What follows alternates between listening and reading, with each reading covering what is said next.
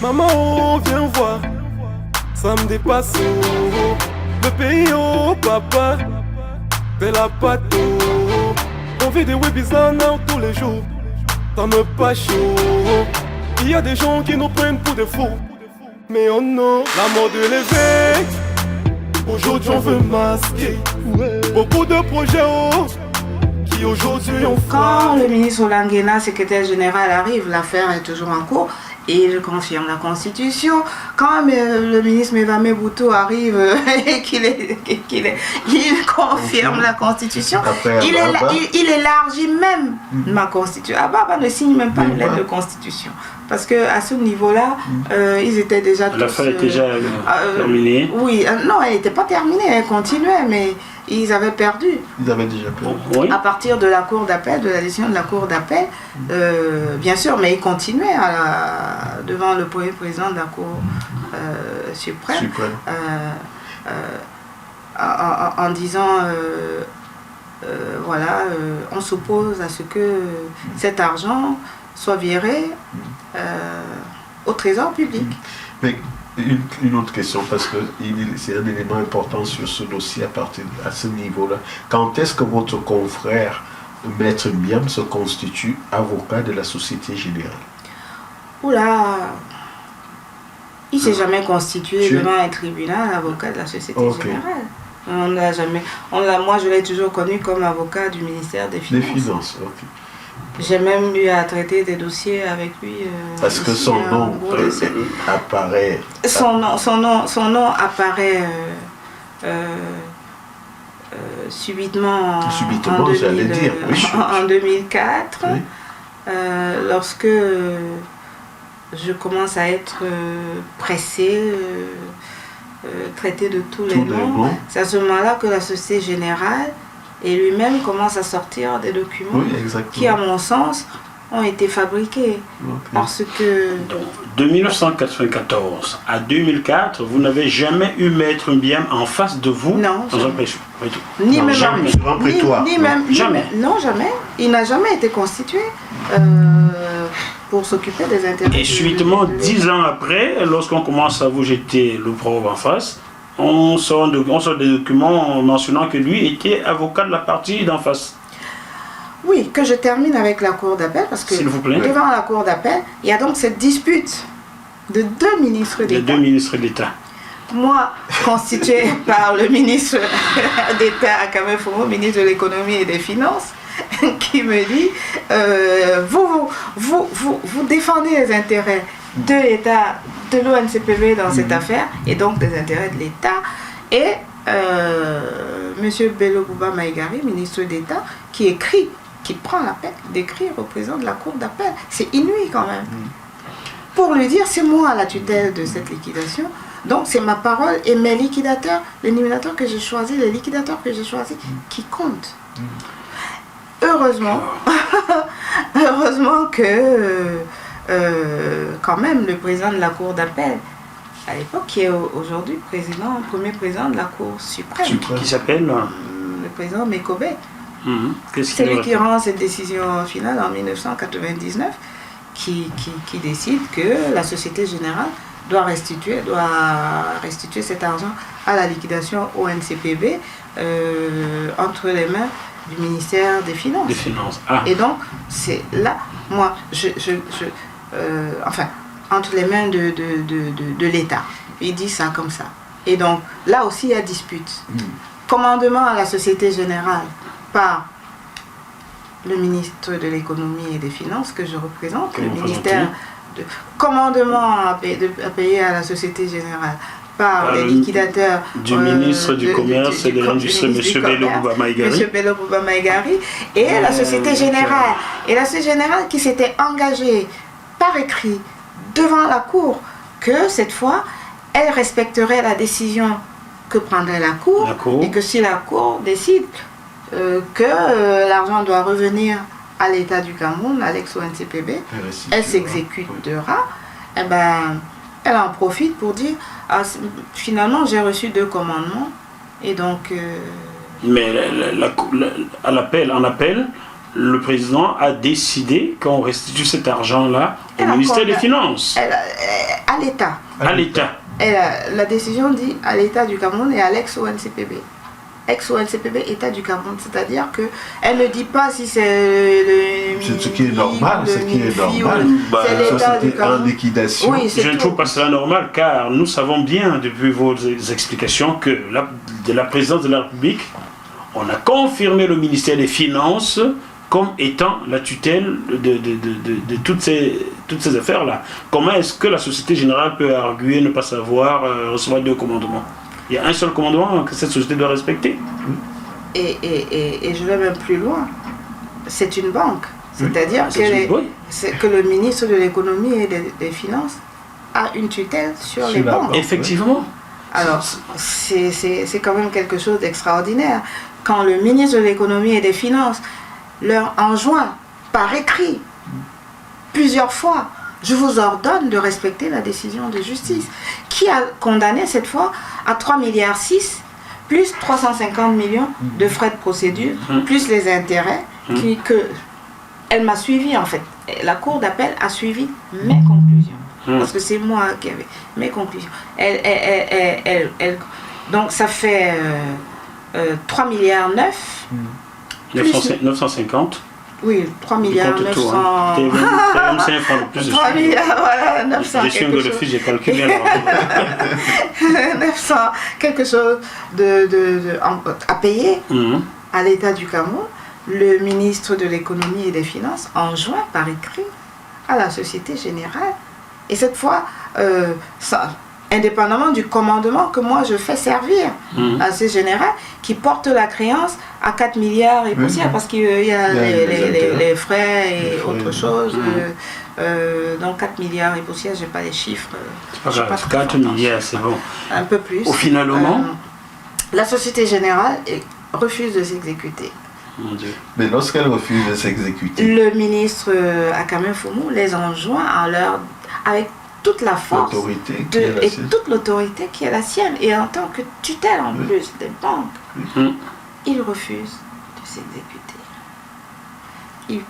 Ils saisissent le premier président de la Cour suprême, M. Dipanda-Mwele. Alexis Dipanda-Mwele. Oui, en ce qu'on appelle une procédure de défense à exécution, de sursis à exécution. Sursis à exécution, oui, je vois ça. De sursis à exécution. Ils le saisissent pour un sursis à exécution. Et c'est là, en réalité, c'est là qu'ils perdent totalement, parce que les liquidateurs introduisent également un sursis à exécution. Ah non, il y a 2 sursis à exécution, un de chaque côté. Oui. Et la Société Générale s'oppose à l'exécution de l'arrêt de la Cour d'appel de 1999. Et pendant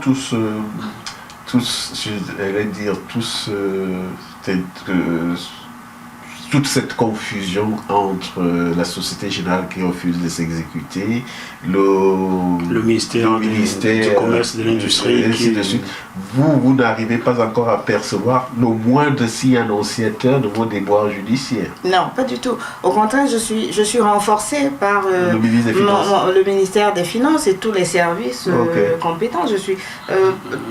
C'est tout le monde qui me dit il faut y aller, il faut pas. Je suis confortée, puisqu'à chaque fois que je reviens, j'ai au moins 5 lettres de constitution de différentes personnalités du ministère des Finances. À chaque fois, ils disent, mais c'est l'avocat qui a été constitué. Les gens vont les voir, non, elle nous dérange. C'est l'avocat qui a été constitué. Respectez la décision de la Cour d'appel du littoral, puisque dans la même décision, je n'ai pas mes documents ici, mais cette décision donnait acte à la Société Générale, qui le lui avait demandé expressément,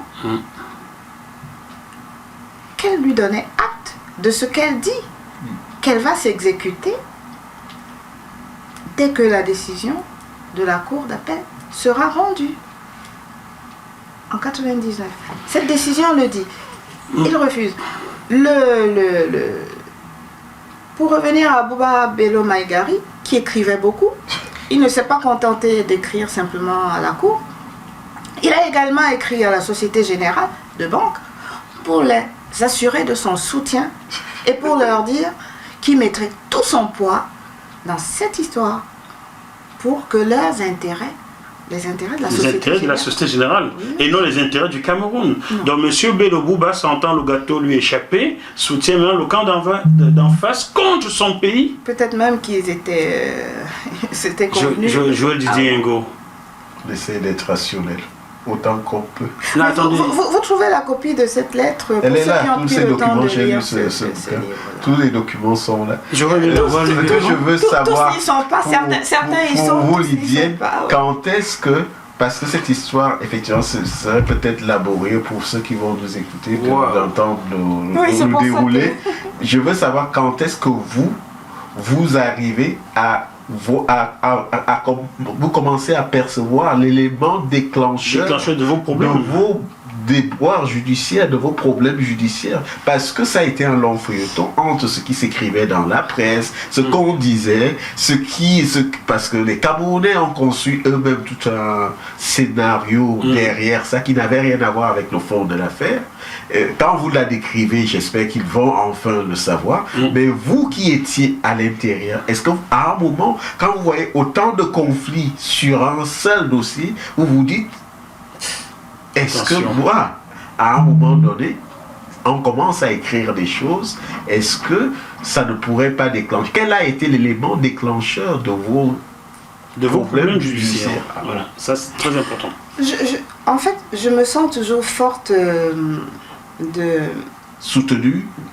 Oui, Protégée? de faire mon métier. Oui. Et dans les règles. Oui. Et d'être légitime, protégé. Voilà, d'être légitime et de défendre les intérêts. Et non, mon client n'a même pas besoin de me protéger, mon client a juste besoin de me faire confiance. Okay. Il me donne mandat, s'il ne me fait plus confiance, il retire son mandat, c'est tout. Okay. Donc, mais oui, protégé dans le sens où ils me reconnaissent toujours comme avocat ayant reçu mandat. Oui. Pour défendre les intérêts de l'État dans cette affaire, parce que l'ex-ONCPB, la liquidation et l'État, c'est la même chose. Oui. Et donc, en 2000, le premier président de la Cour suprême, M. Alexis Dipandamolé, rejette les 2 sursis de la Société Générale, des liquidateurs du MINDIC, parce que c'est finalement comme ça qu'on les appelle. MINDIC, ministère de l'Industrie et du Commerce, voilà. Donc de Bello Bouba Maïgari, rejette donc son affaire. Oui, parce que vous ne m'avez pas demandé comment il se fait que nous avons gagné un procès et les liquidateurs s'opposent. J'ai compris, M. Bello Bouba Maïgari soutient même le camp d'en face contre son pays. J'ai bien mentionné cela. Donc les téléspectateurs suivent, imaginent le reste. Donc l'intérêt de M.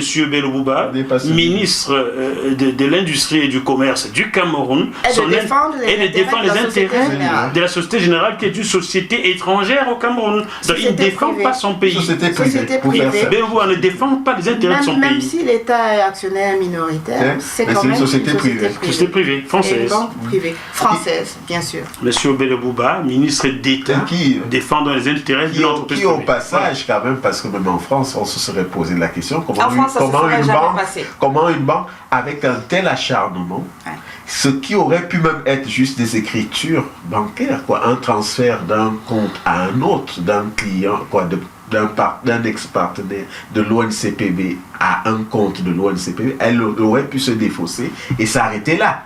Mais elle s'acharne. Sur le plan judiciaire, elle s'acharne. Alors, elle s'acharne et prétend avoir mis l'argent sous ses caisses parce qu'il y a des oppositions et même la Cour lui dit non, votre séquestre, votre argument, ce même arrêt de 99 fait tomber tous les argumentaires, que ce soit des liquidateurs, que ce soit de la Société Générale qui parlait de séquestre, ça n'a pas de raison d'être. Ils sont déboutés de tout ça. De tout ça. Bien. J'ai gain de cause. Mes arguments sont retenus par la Cour d'appel. Le premier président de la Cour suprême rejette leur sursis. Je sers un commandement. C'est à ce moment-là que la somme, pour moi, est portée à 5 milliards. D'accord. Parce que je pense qu'une année ou deux se sont encore passées entre 99 et 2000, une année, toute une année, pratiquement un peu plus d'une année, où ils n'ont pas exécuté, où ils résistent, et résistent avec une telle arrogance, avec une telle violence. Si vous saviez les lettres que la Société Générale envoyait en réponse à un ministre de l'économie et des finances, et pas n'importe C'est pas n'importe qui. Avez-vous l'impression que la France-Afrique s'était installée dans cette affaire-là? Non, ce sont les affaires camerounaises. Oui, camerounaises. Qui soutenait, même si on a compris en sourdine, qui pour vous donnait du poids à cette société privée pour tenir tête au Cameroun à ce point-là? Mais ils avaient de l'entre-gens à l'intérieur de leur société. Sont des sociétés qui, à leur intérieur, en leur sein, ont des cadres qui font la liaison entre... et puis ils se retrouvent en conseil d'administration. Et quelquefois des anciens ministres Voilà, ils se retrouvent... c'est une banque. Hein, les relations entre une banque et le ministère des Finances sont toujours très étroites. Et donc, certains font leur entre-gens entre eux. Ça peut être à la barbe enfin, excusez-moi le terme, ça peut être à l'insu même du ministre ou des personnes compétentes. Je n'en sais rien. Tout ce que je sais, c'est que le ministre Akame Foumou était déterminé à ce que la Société Générale de Banque au Cameroun rentre dans les rangs, exécute la décision de justice, cesse cette résistance abusive et cesse son arrogance. Ça ressortait de leurs écrits. On avait l'impression quelque chose d'inouï qui ne peut pas se faire en France. En France, même le gouvernement français ne peut pas admettre, s'il est saisi, qu'une banque se comporte de cette manière-là. Mais au moment où, malheureusement, Akame Foumou quitte le ministère des Finances. Non, il n'est pas encore parti. Il n'est pas parti. Alors, à quel moment donc cet argent est versé au Trésor public camerounais? Alors, quand ils perdent le procès de la Cour suprême, je détiens de nouveau un titre exécutoire qui confirme l'arrêt de la Cour. Je leur sers de nouveau un commandement pour s'exécuter. Ils ne le font pas. À ce moment-là, je pratique la saisie-attribution. Je pense que c'est l'une des plus grosses saisies-attributions pratiquées au Cameroun, au moment où les actes uniformes OHADA entrent en vigueur. Et c'est l'une des premières, il me semble, grosse saisie, attribution des créances. Joël, tu veux bien expliquer aux téléspectateurs, car tout le monde n'a pas bac plus 5 au Cameroun, même s'il y a beaucoup d'intellectuels. Tu veux bien expliquer ce que c'est qu'une saisie dans un contexte camerounais. Bien. Alors, la saisie-attribution de créances, vous avez entendu parler de l'OHADA. D'ailleurs, aujourd'hui, le siège de l'OHADA, qui est l'organisation pour l'harmonisation du droit des affaires en Afrique, a son siège actuellement au Cameroun. C'est quand même important. Ce sont les documents de cette OHADA qui n'ont jamais été traduits en anglais et qui ont créé des problèmes quelque part au Cameroun. Oui, et ce que j'ai déploré en tant qu'avocate, parce que quand des confrères anglophones réclament simplement la traduction des textes qui auraient dû être traduits en français, en anglais, dès le départ, sans même que ce soit exigé. Je pense que tout le monde doit les soutenir, y compris tout le barreau doit les soutenir, et le gouvernement doit pouvoir le faire sans que ça devienne ce que c'est devenu. Je vous réinviterai pour parler de ça, parce que c'est un gros dossier. Donc la saisie-attribution des créances est une procédure issue de cet acte uniforme OHADA, qui est une convention internationale et qui, en son article 10, dit que les décisions prises sous cette procédure OHADA, j'essaie de simplifier, oui, non seulement sont exécutoires, mais ont suprématie sur le droit national, Oui, sur le droit national, parce que de toute façon, par excellence, une convention internationale a suprématie sur une loi nationale, sur une loi interne. Et les conventions OHADA, les actes uniformes OHADA, sont une convention internationale, c'est un droit communautaire. Il y a l'OHADA d'Afrique centrale, il y a l'OHADA de l'UEMOA, qui a l'air de marcher un peu mieux que chez nous au Cameroun, malheureusement. Et donc, cette procédure de saisie, on l'appelle saisie-attribution. Avant, on connaissait les saisies-arrêts, un peu comme en France. Hein, on connaissait les saisies-arrêts avec ses règles propres. Et en fait, les saisies-attributions, beaucoup de gens n'ont pas compris tout de suite qu'elle avait ses règles propres. Beaucoup de gens n'ont pas compris tout de suite qu'elle découlait de conventions internationales, de conventions obligatoirement applicables, que l'OHADA, pour l'exécution des décisions prises sous l'emprise du droit OHADA, avait désigné, a fait que chaque État désigne dans le pays un juge compétent pour régler ce genre de litige, ce genre de litige, ce genre de saisie. Et donc au Cameroun, le juge compétent pour régler les litiges, exactement comme le GEX en France. En France, on parle du GEX, c'est-à-dire le juge de l'exécution.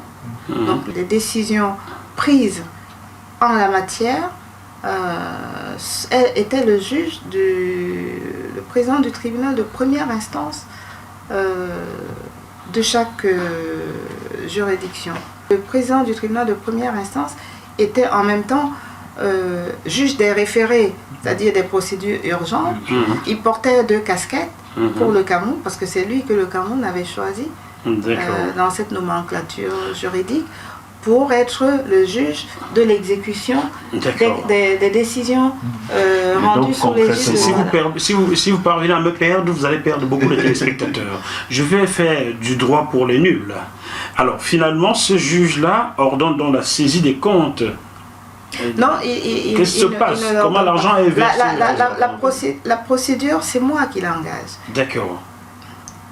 Pour respecter les actes uniformes, les actes uniformes OHADA ont précisé, et avec force précision pour le dire, c'est une tautologie mais c'est important, ont précisé comment est-ce que les actes doivent être établis, comment est-ce que les procédures de contestation doivent être faites, etc. Et comment est-ce que doit comporter le procès verbal de saisie. Attribution. Attribution parce que dès que l'acte est posé, les sommes sont immédiatement attribuées aux créanciers. C'est ce que ça voulait dire. Cette législation est venue, en fait, elle a été faite pour faciliter le droit des affaires, pour qu'il y ait moins de litiges, de complaisance en cette matière-là. Donc, quand vous avez aujourd'hui encore un titre exécutoire,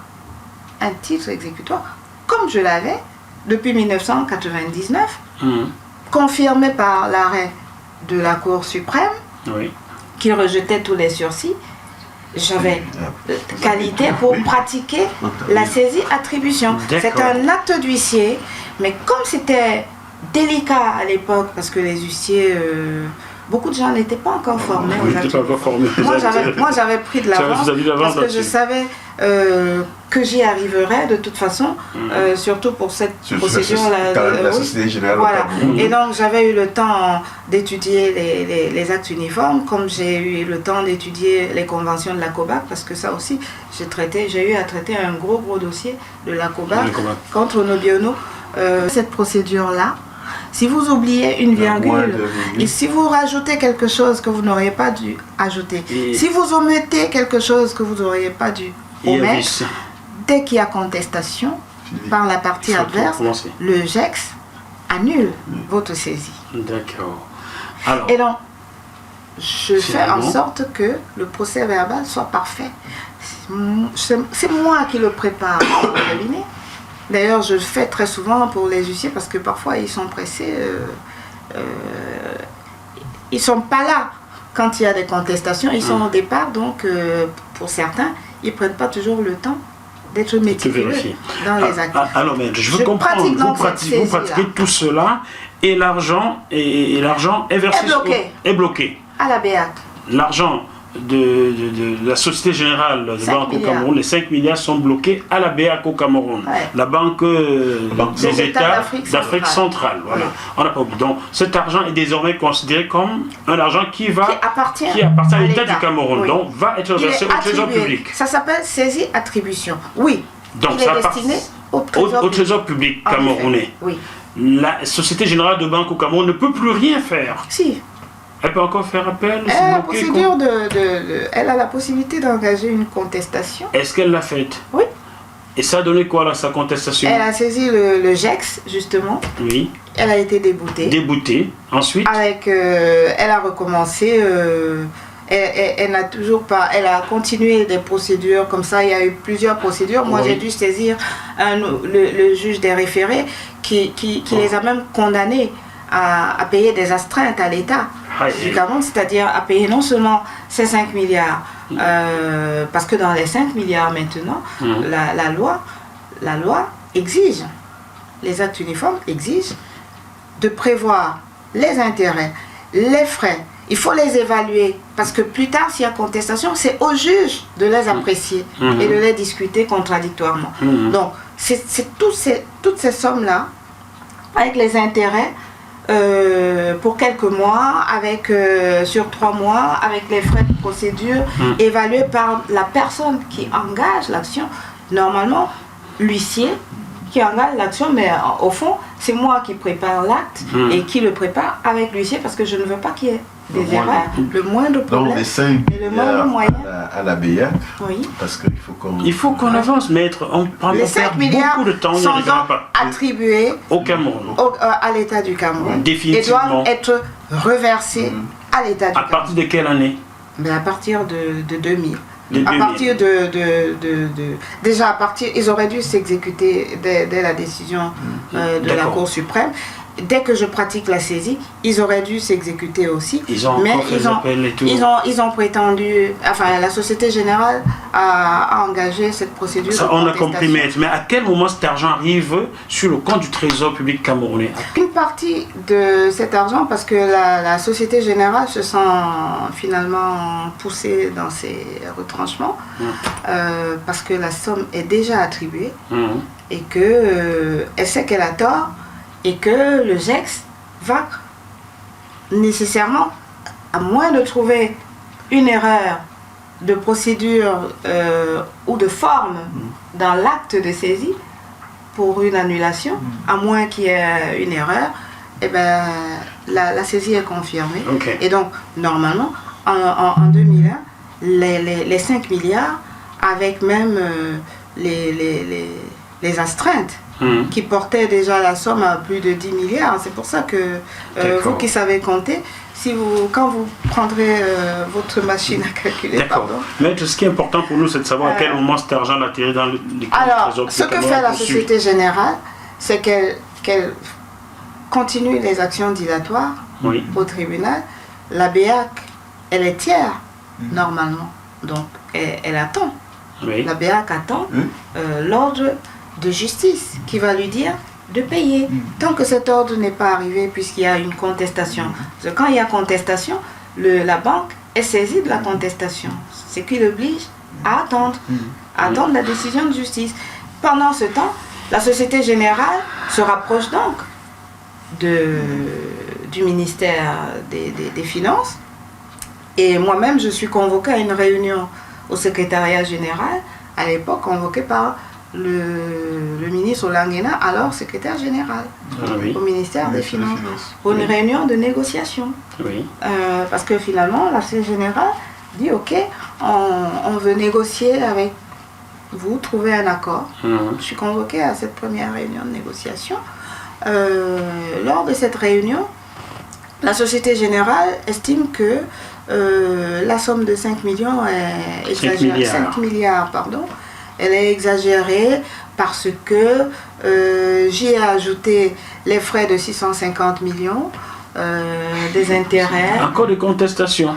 Oui, parce que il y a dans cette somme, donc ce 1 milliard qui me tombera Bien dessus sûr. plus tard. Nous voulons arriver sur ce milliard-là donc déjà, les franchement. 650 millions. Oui, mais je n'ai pas, j'ai pas D'accord. les états devant moi. D'accord. Parce que je vous aurais expliqué. En tout cas, il y a les 650 millions, il y a les frais d'huissier, il y a les Appelons ça frais divers, mais divers frais et dépenses Voilà. et tout ça. finalement, la négociation aboutit à quoi? À quel moment il paye? On verse l'argent à l'État du Cameroun. Oui, Joël, s'il te plaît.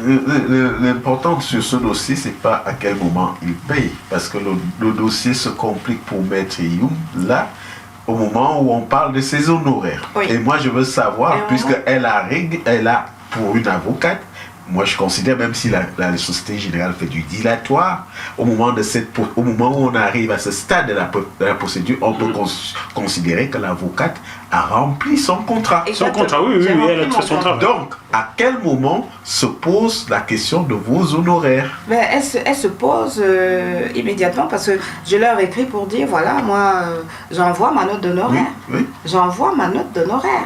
Et dans cette note À d'honoraire, partir de quelle date? ben, à partir de 2001, De 2001. quand j'obtiens Ok. quand j'obtiens le rejet Du premier président. des recours Des recours, bon, de ok. par le premier président de la Cour de cassation, Oui. je dis au ministre, voilà, moi, les sommes sont saisies, attribuées, Oui. ben, voici ma note d'honoraire, Ouais. au cas où elles sont virées totalement dans vous les désintéresse tout de suite, quoi. comptes de l'État. Je veux être, voilà, ce qui Très bien. me revient, et pas simplement à titre d'honoraire d'ailleurs, Oui. parce que ces frais-là, Oui, on les appelle globalement les honoraires, mais à vrai Mais dire, à l'intérieur, ce il y a que- toute une- oui, il y a des détails à Des faire. détails à faire. Et les Tous frais les de intervenants. procédure, et les frais d'huissier, et les frais et autres. On a bien compris ça, maître. Ceux qui connaissent un peu le droit savent que là-dedans, il y a beaucoup d'échelles, beaucoup de personnes à Et désintéresser. surtout, non, il faut que j'insiste là-dessus, parce que ils ont passé leur temps et le public les a suivis c'est ça, le truc. en disant que 650 millions, c'était exagéré de ma part. Qu'en réalité, les frais de 650 millions qui se trouvent dans la saisie sont en réalité mes honoraires déguisés. C'est ce qu'ils ont dit, qu'en réalité sont Pourquoi mes honoraires. je suis venu Mais là-dessus? oui, Parce que c'est ça, là en où s'est réalité. greffée toute la... Mais alors, ils saisissent le juge de la contestation, ils évoquent tout cela. Oui. Ils contestent les chiffres, parce que c'est à ce niveau-là, normalement, que le juge peut arbitrer pour savoir si les frais que je demande, si les sommes que je demande sont acceptables, sont justifiées, Justifiables ou pas. sont... Voilà, Bien. ou pas. Vous dites Mais il, le chaque juge... fois il, c'est qui? Non, le juge, le GEX. C'est le GEX qui conteste Non, la Société Générale. la Société conteste. Générale. Est-ce qu'elle a la Et- qualité pour contester cela? Oui, la loi Ok. l'autorise à contester. La saisie-attribution, la procédure de saisie-attribution autorise la contestation. Et c'est très bien comme ça, parce que les choses se passent de manière officielle et contradictoire. Donc, mais le GEX a le pouvoir de décider d'accepter la contestation ou de la rejeter. De rejeter, et si vous ce payez. qu'il a fait, il a rejeté la contestation. Donc. Il a motivé sa décision sur tous les arguments que vous avez entendus ici et là, telle somme exorbitante, tel ceci, tel cela. Si le GEX juge- confirme déjà ce que vous demandez, ça veut dire que vous êtes dans votre bon droit. toutes les décisions de justice qui ont été rendues dans cette affaire, il y en a une quinzaine, parce que là je ne vous parle même pas des procédures Bien. qui ont analysé les arguments de la Société Générale, les ont rejetés, ont donné gain de cause à l'État du Cameroun que je défendais. Et donc ces 5 milliards globalement comportaient tout ça. Et quand je présente ma note, le ministre Akame Foumou est encore là, Qui s'est levé à combien, maître? Les Camerounais doivent le savoir. qui s'est levé à 900 quelque chose de millions. Donc presque 1 milliard. C'est ça. On va arrondir 1 milliard parce C'est qu'on ça. nous a dit que maître Lydiane Youm a détourné 1 milliard de l'État du Cameroun. Non, Voilà ce que tout le monde a raconté. Au début, j'avais détourné 2 milliards. Au-dessus de 2 milliards, après on est resté à 1 milliard. Oui. Donc, vos honoraires, avec tout ce qui va dedans, c'est élevé à 900, c'est presque, on arrondit à 1 milliard de francs CFA. C'est pour ça que je dis, et je ne rentrerai pas là-dedans, les dépenses, parce que tout est dans ce livre. A très bien expliqué ce que signifient les dépenses. Mm. Et je vous invite à lire. Ouais, moi j'ai envie de lire. Au moins, on espère qu'ils auront compris que ce sont des honoraires. Quand on dit honoraires de manière globale, c'est pas vos Là, on parlait d'honoraires de manière générale. Ma note d'honoraires était entre les mains du ministère des Finances. D'ailleurs, à ce propos-là, j'avais insisté pour être reçue. C'était la première fois que j'étais reçue par le ministre Akame Fumu, lui-même, le ministre d'État. C'était un grand honneur. Et je lui ai posé ma note d'honoraire en disant, j'ai eu tellement de mal sur cette affaire. Dans cette affaire, j'ai eu tellement de menaces, parce que j'ai même été menacée par des employés de l'ex-ONCPB à qui on racontait que s'ils n'avaient pas touché, s'ils n'ont pas touché leurs droits, c'était à cause de moi. Mon cabinet a été menacé d'être mis à feu par d'anciens employés de l'ex-ONCPB à qui les liquidateurs disaient ah ben si on ne vous paye pas, c'est à cause de... À qui profitait cette cabale anti-EUM là? À qui? Vous êtes grand, avec tout ce que je viens de vous dire, avec tout ce que vous lirez dans ceci, je crois que elle profitait à beaucoup de personnes. En fait, je sens le vouloir dans la manière dans ma façon de faire, de vouloir bien faire, de vouloir bien exercer mon métier, de vouloir bien défendre les intérêts de mon client en respectant les règles. Parce que moi, j'ai respecté toutes les règles. Toutes les règles. Je n'en ai violé aucune. Bon. J'avais tout ce monde-là derrière.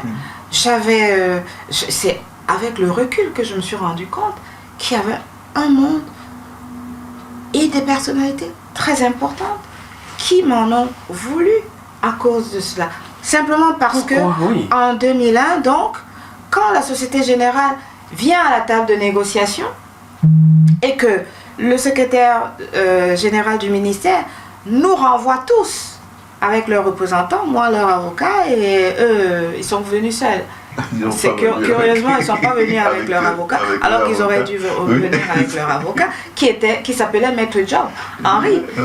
Le seul avocat de la Société Générale que j'ai eu en face pendant toutes ces années, pour le compte de la Société Générale, s'appelle Maître Henri Job. Il faisait du bon job, hein? Je pense, c'est un brillant avocat, il a fait du bon job, il s'occupait des intérêts de son client. C'est normal, on ne peut pas le lui reprocher. Son nom le lui imposait en tout cas. Il faisait son job, comme vous le dites, son nom le lui imposait. Et il le faisait brillamment, je ne peux pas le contester. On était juste adversaires dans le dossier, mais pas des ennemis. Les avocats ne sont pas des ennemis entre eux.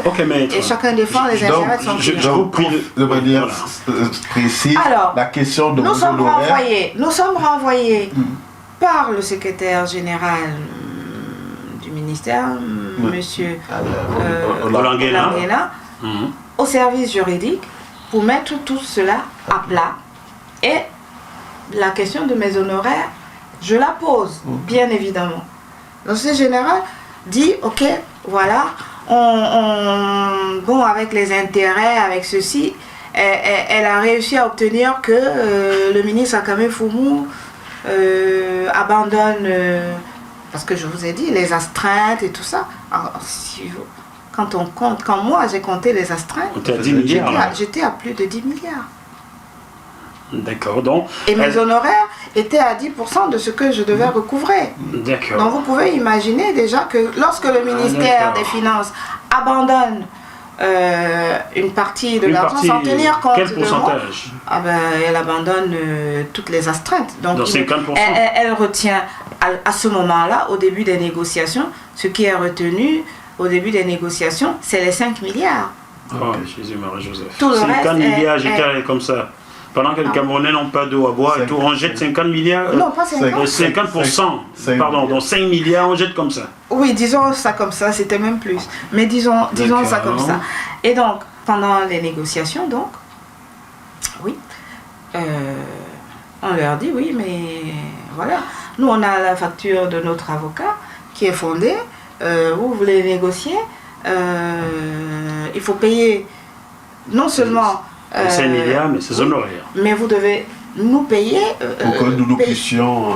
Voilà, payer les honoraires. Et la Société honorer Générale accepte D'accord. qu'elle va prendre en charge Vos honoraires. mes honoraires. Et pour que le montant... Et ça, il faut que les Camerounais l'entendent bien. J'aurais très bien pu refaire une note d'honoraires et considérer simplement que les frais que le tribunal m'avait attribués, plus tout le reste, ne constituaient pas, n'étaient que des dépenses. J'aurais très bien pu dire à la Société Générale, écoutez, payez non seulement les 650 millions de frais, mais payez également mes honoraires de temps et de temps et de temps. Mais je me suis dit, ça risque de choquer, les gens risquent de penser que j'exagère. Moi-même, je me suis limitée à leur réclamer simplement 650 à la Société Générale. 650 millions, plus les frais d'huissier et tout le reste, parce que c'est moi qui devais payer. C'est ce qui remonte à 1 milliard, grosso modo. C'est ça qui est... D'accord. Alors maintenant, qu'est-ce qu'il se passe lorsque vous réclamez vos honoraires d'1 milliard? Qu'est-ce qu'il se passe pour qu'on arrive à la situation qu'on connaît?